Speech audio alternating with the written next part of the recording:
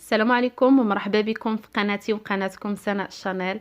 مرحبا بكم في فيديو جديد وفي وصفة جديدة اللي غادي تكون عبارة عن كيكة اللي غادي نحضروها بدون فرن بدون ضراب كهربائي، مكونات متوفرة في كل بيت، مكونات جد بسيطة والنتيجة كما كتشوفوا هائلة، روعة لا في المذاق ولا في الشكل. القوام ديالها خفيف وروعة روعة كل ما كتجمع من معنى.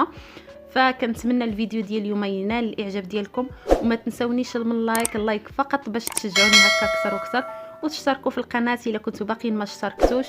وكنتمنى لكم فرجه ممتعه ونخليكم مع المقادير وطريقه التحضير في نفس الوقت.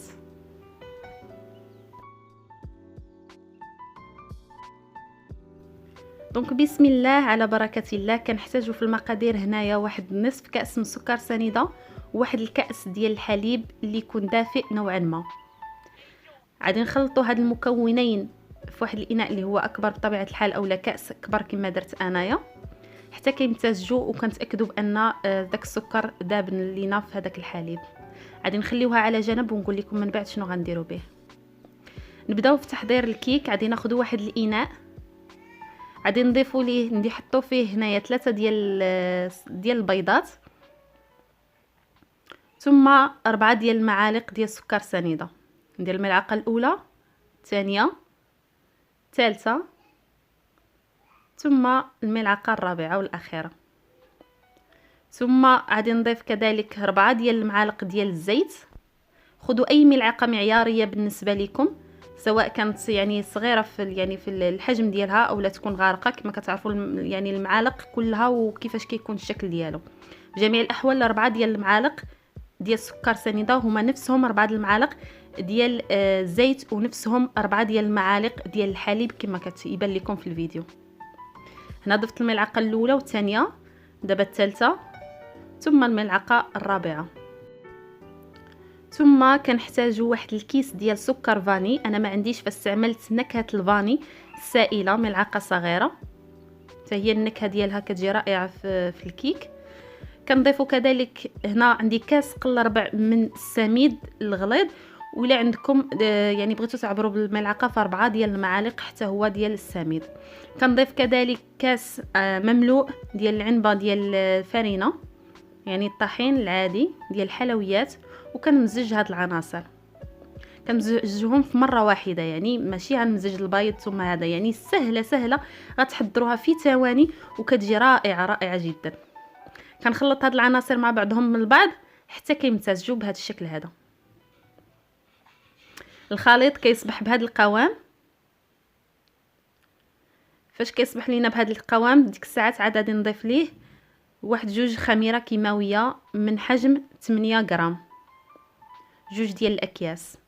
انا هنا كنغربلهم لانه كنخاف دوك يبقاو هكا مكدسين حبيبات، فكنفضل انني نغربلهم بهذا الشكل هذا.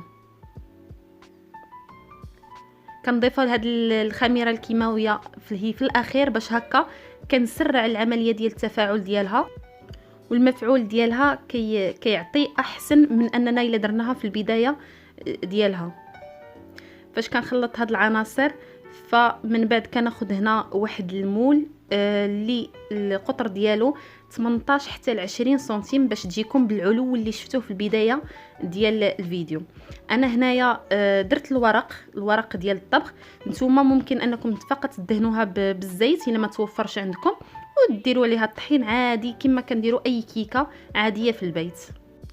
هاد الكيكه سبق لي جربتها مرارا وطيبتها مباشره فوق البوطه، بطبيعه الحال كنقصوا البوطه نقصوا ليها مزيان وطيبتها مباشره، وطيبتها كذلك فوق من المقلاة اللي هي ثقيله كما كتشوفوا في الفيديو. وكنفضل هاد الطريقه انني نحطها فوق مقلاة اللي هي ثقيله، لانه الحراره كتوزع من التحت وكتحمر حتى في الجوانب.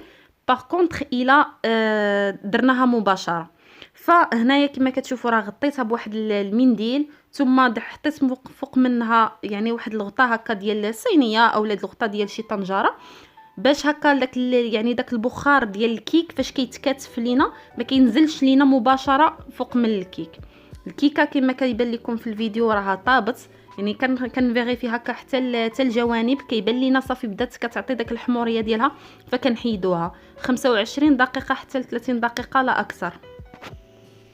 كنحيدها من فوق البوطه وغادي نفتحها معكم هكا. انا كنحاول هنايا في الفيديو باش ما نحذفش شي حاجه، باش تاكدوا بانه فعلا كتعطينا واحد النتيجه اللي روعه. غير هي كنأكد وكنعاود نأكد على ان البوطه خصنا نقصوا ليها مزيان، وكنفضل كيف سبق لي قلت لكم انهم ديروها فوق شي مقلاة اللي هي ثقيله، باش هكا الحراره كتوزع على يعني على القاع ديال الكيكه بشكل متساوي، وكتعطينا هذا اللون هذا الجميل، هذا اللون هذا الزهري ولا الاحمر، كتجي رائعه فعلا. انا كما كتشوفوا راه حيدتها، غادي نقلبها باش بحال كنحمرها في الجانب الاخر ديال هاد الكيكه هذه بحال هذا الشكل هذا. غادي نرد ليها داك الغطاء ديالها، وربما تقدروا ديروها حتى فوق المقلاة هكاك مباشره، يعني بلا ما تردوا لها داك الاطار ديالها. غادي نرجعها فوق البوطه واحد 10 دقائق هكاك كتحمر، وكنخرجها وكناخذ هذاك السائل اللي جهزناه ديال الحليب وديال السكر اللي جهزناه في البدايه ديال الفيديو، وغادي نسقيها.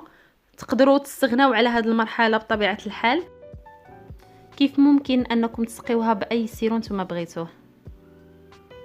كنخليها تتشرب واحد المده ديال ساعه حتى لساعتين، وكنقدمها بهذا الشكل هذا. كما كتشوفوا القوام متماسك وفي نفس الوقت رطب كما غيبان لكم بعد ما نقطعها.